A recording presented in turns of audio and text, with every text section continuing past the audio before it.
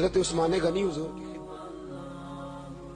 کہا گیا یہ بات آپ نے کرنی ہے. حضرت عثمان آئے حضور کی خدمت میں, کہنے لگے حضور دعوت کرنی ہے.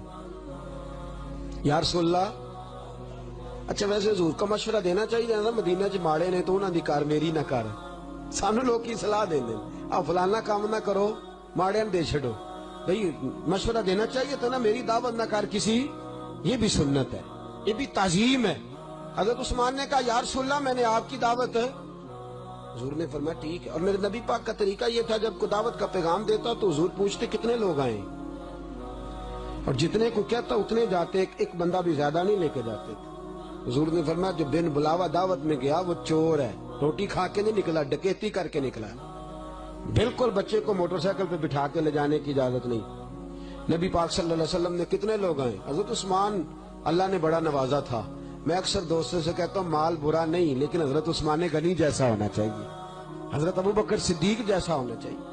کہا کتنے لوگ آئے, تو حضرت عثمان کہنے لگے سونیا جو تیرے ساتھ آئے وہ کئی ہزار بھی ہوں تو قبول ہے, جو تیرے ساتھ آئے وہ کئی ہزار بھی ہوں تو مجھے حضور جتنے دل کرے آئے. نبی کریم نے فرمایا تیاری کر لو بھی جانا. اب جب حضرت عثمان کے گھر میں گئے تو حضرت عثمان نے اس زمانے کی جتنی ڈشیں تھی ساری بنا کے رکھی. ابن جوزی نے اس کو لکھا, ساری ڈشیں پکا لی, کھانے لگ گئے. ادھر حضرت عثمان جب چلنے لگے تو حضور کے پیچھے پیچھے چلتے, نبی پاک کے پیچھے پیچھے چلتے. میرے گھر حضور آئے, میں کو جیتے میرا دل بر سونا تے کیوں کر اس نو بھاواں, ویڑے میرے بڑدا نہ ہی پئی لکھ وسیلے پاواں, تے جے محبوب بلاوے ایک دم پھر سر نو پیر بنائیے, اور سر منگے تے سر دے دئیے, کدے بھی دیر نہ لائیے. کہتے ہیں پیچھے پیچھے آئے اور حضور کے قدم گن رہے. جب نبی پاک صلی اللہ علیہ وسلم کو مسجد سے لے کر حضرت عثمان کے دروازے تک قدم گنے تو ہزاروں میں قدم بنے. حضرت سیدنا عثمان غنی سے حضور نے فرمایا تو میرے قدم کو گن رہا ہے.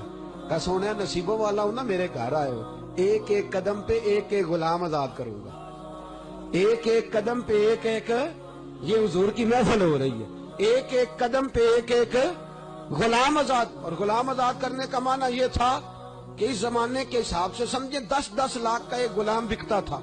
کہا میں اتنی مہنگی محفل کروں گا سرکار کی, میں ترغیب نہیں دلا رہا لیکن تعظیم کی بات عرض کر رہا ہوں. شریعت کسی کو مجبور اور پابند نہیں کرتی, لیکن صحابہ کا انداز دیکھیے, فرماتے اتنے قدم چل کے آئے اتنے غلام آزاد کروں گا. کھانا بڑا اعلیٰ کھلایا. سیدہ فاطمہ الزہرا فرماتی ہیں دعوت کھا کے علی گھر آئے تو تکیہ لے کے لیٹ گئے, تکیہ لے کے لیٹ گئے. میں قریب گئی, میں نے کہا شیر خدا کیا ہوا؟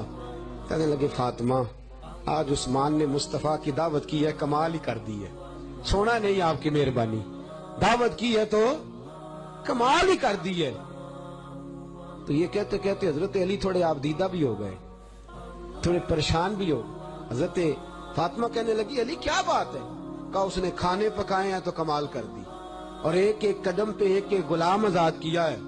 کاش میرے پاس بھی اللہ مال دیتا, کاش, توجہ ہے آپ کی, کاش اللہ مجھے بھی, بیٹھے بیٹھے ذرا ٹیل چھوڑ کے بیٹھے, بڑی خوبصورت بات ہے, سوئے نام بڑی مہربانی, آگے ہو کے بیٹھے. فرمایا اللہ مجھے بھی مال دیتا تو میں اس سے کہیں بڑھ کر محبوب کی دعوت کرتا. حضرت فاطمہ کچھ دیر چوپ رہی, کہنے لگی جائیے آپ بھی دعوت دے آئیے, آپ بھی دعوت, مالک کونین کی بیٹی, دو جہاں کے مالک و مختار کی, آپ بھی جائیے دعوت.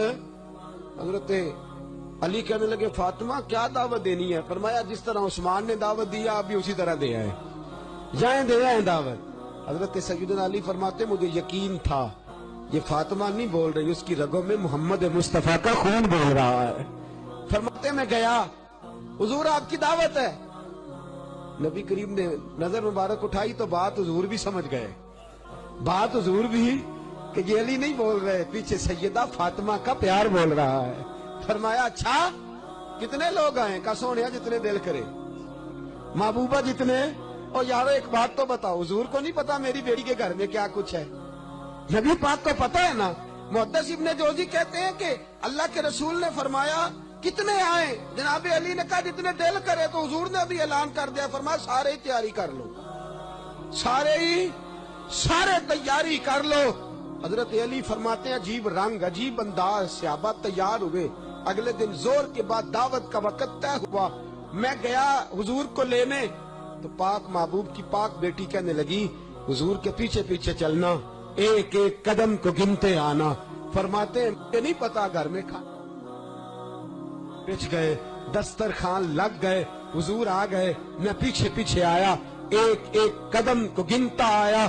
کہتے ہیں جب میں گھر پہنچا تو میں کیا انداز دیکھتا ہوں، برتن لگا کے محبوب کی بیٹی ایک خالی برتن چولہے پہ چڑھا کے ساتھ مصلی بچھا کے سجدے میں گر گئی، کہنے لگی مولا تیری عزت کی قسم ہو میں نے تو کبھی سوال ہی نہیں کیا اور آج بھی کبھی نہ کرتی اگر علی خواہش نہ کرتے۔ خدا بندہ میرے پاس جو ہے تو جانتی ہے، جانتا ہے دعوت بھی تیرے نبی کی، بیٹی بھی تیرے نبی کی، یہ مقام بھی تیرے رسول کا۔ حضرت فاطمہ الزہرا نے یہ لفظ کہے اٹھی، حضرت علی فرماتے اس خالی برتن کا ڈھکنا اٹھایا، ایسی خوشبو آئی جو میں نے زندگی میں کبھی نہیں سونگھی تھی۔ فرماتے ہیں فاطمہ دیتی رہی میں کھلاتا رہا۔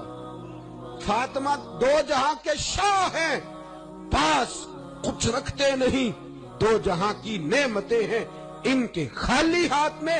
فرمایا وہ دیتی رہی میں کھلاتا رہا، ایسا کھانا تو میں نے بھی پہلے کبھی نہیں کھایا تھا۔ فرماتے ہیں کھانا کھا چکنے کے بعد جب حضور کی رخصتی کا وقت آیا، جانے کا وقت آیا تو میں نے کان میں کہا فاطمہ اتنے ہزار قدم بنے ہیں، کہنے لگی آپ جائیے، یہ کہے لفظ اور پھر پاک محبوب کی پاک بیٹی نے سر سجدے میں رکھ دیا۔ تعظیم ہو رہی ہے، میلاد ہو رہا ہے، حضور کے آنے کا جشن ہو رہا ہے، گھر میں دعوت کی ہے تو رنگ پیش کیا جا رہا ہے۔ فرماتی ہے پھر سر سجدے میں حضور کے پاس بیٹھا تھا، اچانک میرے نبی پاک کی آنکھوں میں آنسو آئے، حضور روئے۔ جناب علی کہتے ہیں میں نے کہا حضور کیا ہوا؟ فرمایا تمہیں پتا ہے کھانا کہاں سے آیا تھا؟ توجہ ہے عزیزو، تمہیں پتا ہے کھانا کہاں سے آیا تھا؟ حضور نہیں۔ فرمایا علی یہ میرے پیچھے جبریل کھڑے ہیں، وہ کہتے ہیں محبوبہ یہ آپ کے غلاموں نے یہ کھانا کھایا ہے، یہ اللہ نے جنت سے بھیجا تھا، یہ رب نے جنت سے بھیجا تھا۔ اور فرمایا علی تو میرے قدم گنتا آیا ہے اور فاطمہ نے دعا کی ہے تو اللہ نے ایک ایک قدم کی برکت سے ایک ایک ہزار امتی کو جہنم سے آزاد کر کے جنت میں داخل فرما دیا۔